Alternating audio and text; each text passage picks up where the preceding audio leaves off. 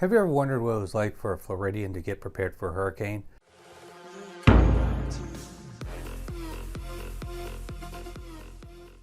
You're probably one of those people who see the news and see all these people that are lined up at the grocery store, and all these people are lined up at the gas stations and boarding up the windows and writing all the crazy stuff and talking about hurricane parties. Today, I'm going to talk about what it's like being in Florida, in Central Florida, talking about getting ready for a hurricane.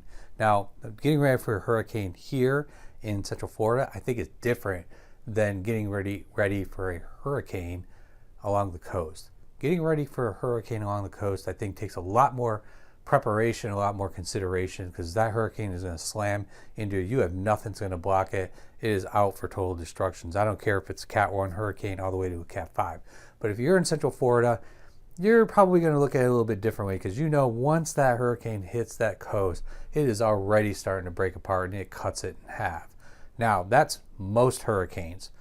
Charlie was one that was an exception. That was a Cat 1 hurricane that was really tight, and it came through and it had winds at about over 100 miles per hour. It rained a lot of destruction. Probably the worst hurricane in Central Florida, at least in my lifetime ever. This will be my 11th hurricane that I'm going through. So which hurricane am I talking about? I'm talking about Hurricane Dorian. As of right now, it is a couple days out. It's right now is the time to start getting prepared. I started getting prepared the day before, because I know if I don't get some of the things that we're going to need, that it's going to be gone. So what did I get? Well, I started off with gas. I started off with water. Those are two things that are going to go just like that. So I went to the store. I went to Big Lots, which is right down the street, and they happened to have water. It was already starting to go out the door. I left work a little bit early. I got 6 cases of water, and then I went and bought 15 gallons of gasoline for my generator. I've only had a generator for a couple of years. Having a generator is great, because once that power gets knocked out, you really don't know how long it's going to be until you get power again. So I can power my refrigerator, I can power my TV, I can power my some lights, and my personal air conditioner. Microwave oven, that's a little bit trickier, because that thing takes a lot of power. So unplugging a few things to plug in your microwave oven because you want to cook something real quick, no problem. I also have a George Foreman grill. I have a grill outside with propane tanks, and we have food, non-perishable food, a lot to last us for a while. Typically, if you're going to get prepared for a hurricane, it's good to prepare for about 2 weeks. 2 weeks to me is the worst case scenario, because that's what happened with Charlie, the worst case scenario. However, 2 weeks sounds about pretty good. The last hurricane that I had gone through was a couple of years ago. I can't remember the name of it, but power got knocked out, the winds happened, all that stuff. It wasn't a huge hurricane. It was a high tropical storm, just a Cat 1, I think. And what ended up happening is that we lost power for half a day. So I had some extra gas. Of course, I throw those into my gas tank for my cars when I needed it. No problem there. Water, we always drink water here anyway. No problem there. So, and food, we had a lot. So we had a lot of food. So you really want to make sure that hurricane is going to come before you actually really start it. It's very much about timing, and very much about making sure that you know that thing's going to come, because all that stuff, if it doesn't come, or if it's kind of a dud of a hurricane, then you got a lot of stuff that you have laying around, and it takes some time for you to eat a lot of food and drink a lot of water, and of course that beer and wine that you stocked up on. Okay, notice that there's a lot of people that are here. This is the Wawa that's near my house. People are starting to come in, fill up their cars. It's not too crazy yet. It'll get a lot more crazy as the hurricane starts to get closer and people start realizing that they're going to need gas. They're going to need to be able to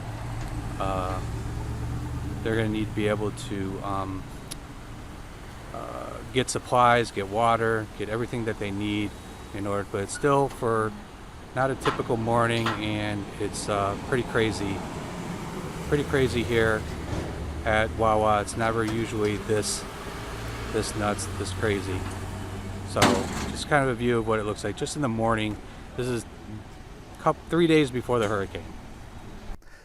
Okay, so that's the first thing to do. I think, in my opinion, get that water, get that that gasoline. Some people have a storage unit. I have a storage unit. They'll get 2 or 3 cases of water, and they'll keep them in there and rotate them through every once in a while so that they don't have to bother dealing with the store. You can't store gasoline, but they do have, and I do have, several 5-gallon jugs, because if you try to go get that stuff, closer to the time when the hurricane comes, that there's just no way. In fact, one time I ended up buying a 50-gallon or a 5-gallon metal gas can for $50. I paid it. I needed someone to put gas in for my new generator that I was dumb enough not to get gas for. So you learn from your mistakes, and as you go on. Yes, that's my 11th hurricane. I still am learning new things to do. So, but this time I think I'm pretty prepared. I got that stuff, snacks, things for the kids, chocolate milk, soda, milk. Since I can power my refrigerator for the next 2 weeks no matter what, I have no problem keeping perishable items, keeping those things in. So some fruit, watermelon, stuff like that, that the kids can eat. So just as I thought, here we are, Winn-Dixie, and there's no water. Water's pretty much gone. So as we prepare for a hurricane, and it's getting closer, it is the 29th of Thursday night. All the water is gone. It looks like they're going to be bringing some more in though. Water. So I've heard people say, why do you buy so much water? Well, there's lots of reasons to buy water. There is, first of all, let's say my personal air conditioner breaks, or if there is no air conditioning, then you're going to need some water. So you're definitely going to want some water. The other thing that water is good for is when you have it in jugs, you have to use it for your toilet. So having a whole bunch of water around for that is good. You could just pour it into the tank and you can flush the toilet. I have a septic tank, so no problems there. The other thing is if you have to take a Navy shower, Navy bath, you could do that. But like I said, we're planning worst case scenario here. It's probably not going to be the worst case scenario. The worst thing I think is going to happen is we lose electricity. There might be a downed tree. We'll have to see what happens. But the worst case scenario, we are prepared for it just in case. Having things to do for the kids, that's a good thing too. You're sitting inside the house for hours and hours, and it's hard to sleep when that wind is just howling. So the danger aspect. So I've talked to people from north. I would never live in Florida. Hurricanes this, hurricanes that. But listen, once you go through your first hurricane, you do get a little nervous. Once you get through your second hurricane, you're like, okay. Once you get your third hurricane, you're like, we got this. So I don't think they're as scary. They're dangerous. There's no doubt about it. I'm just not scared of it. I don't get scared of it. I think that we take safety precautions, that we need to clean up the yard, put things away, try to minimize things that could be blown around. There's a lot of trees in my neighborhood. Trees, yes, a tree could be knocked down, but trees are also good, especially when you have a really thick tree like I have out there that can block the wind. So a lot of these trees in my neighborhood are blocking the wind too, so the wind doesn't come through. If you're in an open space, I think that's more dangerous because you have more opportunity for things to get blown. You have more opportunity for that wind to nothing to stop it, and you're getting the full brunt of that wind. So if you're along the coast, that's the same thing. So I have an uncle. He has a house in Daytona. When Matthew was coming through, at one point that eye was going to go right over his house, and I said, hey, Uncle Tony, I don't think I would stay there. You may want to come over here. And so he goes, I'm just going to ride it out. I'm going to ride it out. Well, he was lucky because it wobbled to the right and went out into the ocean. However, I think it made him really consider whether that was a good idea or not, because in the next hurricane, he took off. He went up north with his wife. So lesson learned. We always learn these lessons. But like I said, we watch these hurricanes. We watch them come through. We get to a certain point where we're like, okay, it's time to start really thinking about, getting everything together. And I can see people doing it right now. I was just at the store, and I was in the Winn-Dixie, and no water, or water was almost gone. Actually, there was some water there. They said they were getting more in. No fruits that were like bananas, watermelons, things like that. Stuff like that. That's going out. So any hurricane preparation is going to need chips, and there's all kinds of chips that would be normally filled up in this aisle, but you can see that chips are starting to go by way of the dodo. So in this aisle, a lot of chips are already gone. Surprisingly, there's still a lot of beer and wine, but you know, I know that I've seen people grabbing it. I of course grabbed myself a couple bottles of wine, and and lots of people. There were lots of people there. It wasn't crowded. It wasn't crazy. It wasn't people knocking each other over. It wasn't Armageddon, but there were more people there than usual.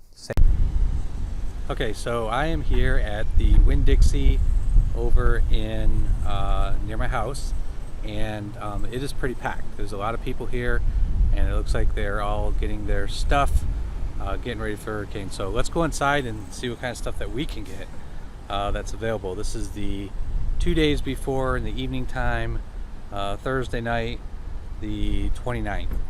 However, as we get closer, as people are getting their gas, as they're filling up, you know, I filled up both of my vehicles. They both have gas in them, full tanks. All my gas containers have gas in them. As we get closer to the hurricane, people are doing the same thing. It's more than likely that all the gas stations then start running out of gas. You start seeing the little yellow caps on the things. Nobody has gas anymore. You're just not going to get any. So better to get all that stuff up front. And I don't want to take a chance of waiting in line. I have heard from people I work with that in various different places that they've had to wait in line for gas.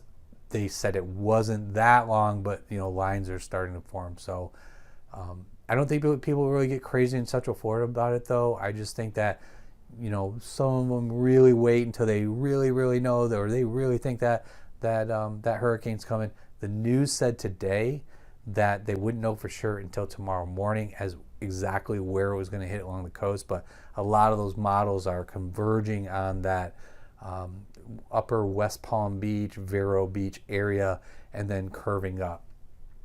That's not good for us. You know, that means that we're going to get, not only we're going to get the brunt of the top of that hurricane, but it's going to curve and it's going to spin and it may sit on top of us, and that's not a good scenario either, because yes, you get the wind and yeah, you get all that stuff, but the more rain that we get, it starts to soak into the ground, and that's what loosens a lot of these trees, and then they just fall over. Some of the trees that are here, like what happened in Winter Park during Charlie, some of them are not indigenous to Florida, and so they when they root into the ground from where they came from, for example, like an oak tree, they can stick in there because the ground is fairly solid, and so their root balls don't have to go as deep in order to hold into the ground. When Charlie came through, a lot of these trees, the ground got so soaked with water because we're at that sea level that the tree would just fall, and so trees were just falling right on top of houses. Now I have a camphor tree next to me. I don't think that thing's going anywhere. The roots are they just go right down that thing, and it's so big and it's so wide. It's been around for 40 years. That thing isn't going anywhere, and and that thing has probably gone through more hurricanes than I have. So I did have a tree go down a couple years ago in my backyard, but that was an old tree anyway. It was about to go, and it just got snapped in half, you know, from the winds. So me and a ex-girlfriend, we cut that up last year, and I had some firewood. So winds are picking up out there, I can see as I look out the window. I think what I want to do is I want to set up a live hurricane cam outside my window so people can see actually as winds pick up. I probably will set that up on Sunday evening, which will be in a couple days from now. Today is the 29th, tomorrow will be the 30th, so probably on the following Sunday, Monday, I'm going to try to set up a webcam out there, do a live feed so people can see what kind of damage it is. So people up north, I know you watch this stuff. I know that you get scared, especially your family being down here and loved ones. The best thing I can say to you is don't be as worried about it unless they're worried about it. If they're scared, then you know it's bad. If they're not scared, if they're calm about the whole thing, they probably got this. They're probably good. So that's what I said to my family. I said, listen, I'm good. My dad quick story is a couple years ago, I was dating a girl, and they were friends, and they were texting back and forth, and I was just kind of getting things ready for the hurricane, and I can't remember the name of that hurricane, but it was so big, the cloud mass was bigger than Florida, and my father freaked out. You've got to convince Chris to get you guys out of there. Get out of there. And I said, you can tell him we're not going anywhere. And I was right. By the time that thing got to us, it was just a tropical storm.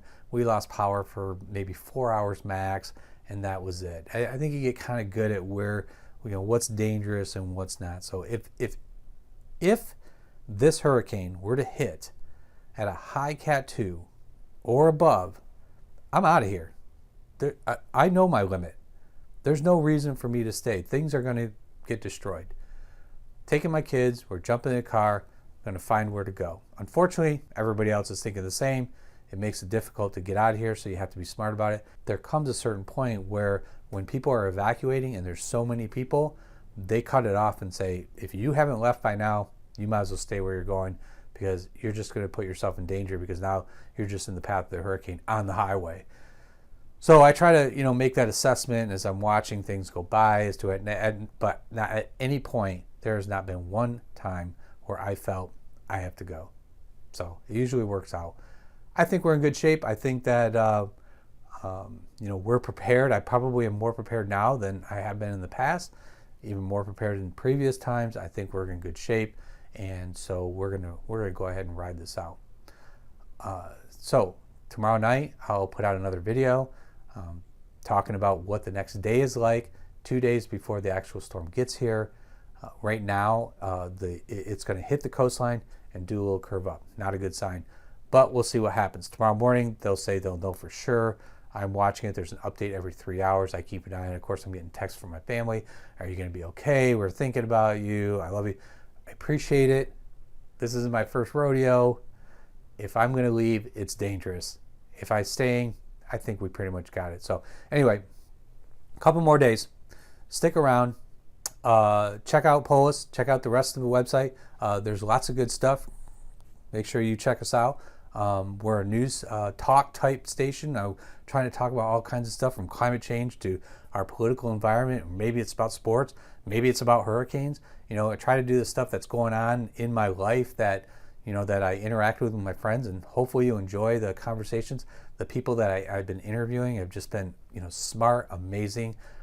Check out the meme fact checks. That's a fun little thing I do, because I watch the memes that come out there, and I think, God, is that true or not? And so I'll do the research. I do the research for you. You probably have seen the meme. Go check them out and say, you know what? I don't know if that's true or not. Let's see if Chris already has, some fact checking on it. I may have. If I don't, send it to me. I'll check it out for you.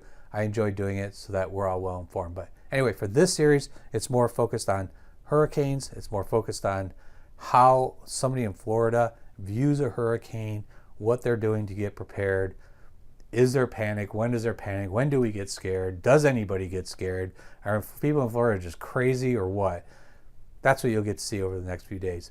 We'll keep a close eye on this hurricane to make sure that we understand where it's going to go and how the impact is. And hopefully it'll educate you, because you're seeing me around people on the ground. You're not getting the news hype.